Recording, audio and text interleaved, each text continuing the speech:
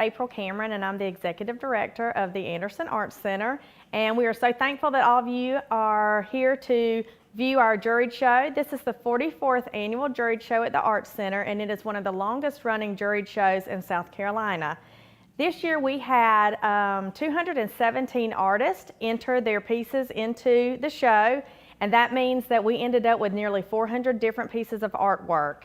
We were very excited and encouraged. We had several students, college-age students that entered the show, and we know that that means the future is bright for arts in Anderson and across the upstate. We are very excited to have artists from 3 different states to be part of the show this year, and we had a variety of mediums from watercolor to oil painting to sculptures and more, and so we are thrilled with the entries that we've got. I'd like to introduce you to our juror this year. His name is Bryan Sieling, and he's from the Smithsonian Institution in Washington, D.C. Thank you, April. I'm Bryan Sieling, Chief of Design for the Smithsonian Institution's National Museum of African American History and Culture. It's so wonderful to be here in Anderson to jury this 44th annual show and to really witness the civic pride you have here in Anderson for the art that's all around the city, the art that artists have brought here to be part of this show. My background is in exhibition design.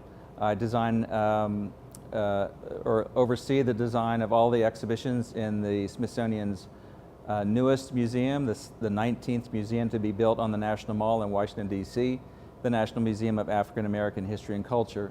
Prior to that, I was Chief of Design for the Newseum, also on Pennsylvania Avenue in Washington, D.C., which is the Interactive Museum of News and Journalism. And prior to that, exhibition designer at the Smithsonian's Museum of Natural History. So I've had a long history of working with art and artwork and organizing them into exhibitions for the public to enjoy. And so it's my honor and pleasure to be here in Anderson these past few days to be part of this wonderful exhibition. In jurying an art exhibition, one of the first things I ask myself is, does the piece draw me in? And if so, why? Is it the subject matter, its composition, materiality, its use of color, line, texture, etc.? And are these elements executed with a mastery of technique? I also ask, does the piece evoke an emotional response? Does it make me smile, laugh, think, or reflect? These are all important elements to me in judging a show that the piece is worthy of being included. For Best of Show, I chose Aldo Muzzarelli's Reign of Prejudice. This piece immediately drew me in as I approached it. The look on the young woman's face is very compelling. She sits in a swing, surrounded by prejudice, rendered as drops falling all around her. The look on her face also conveys a sense of looking forward to her future as well as looking backwards in the past that brought her to this place. It's a very strong piece, and I'm proud to choose it for Best of Show. For second place, I chose John Caruse's The Portal. Like Best of Show, I was immediately drawn into this painting as I approached it. The look on the woman's face is also very compelling. She is looking straight at you. Where has she been? Where is she going? And where is she now? She's in a forest with what appears to be a stream around her. What is the portal? What does that mean? I want to know more as I look at the painting.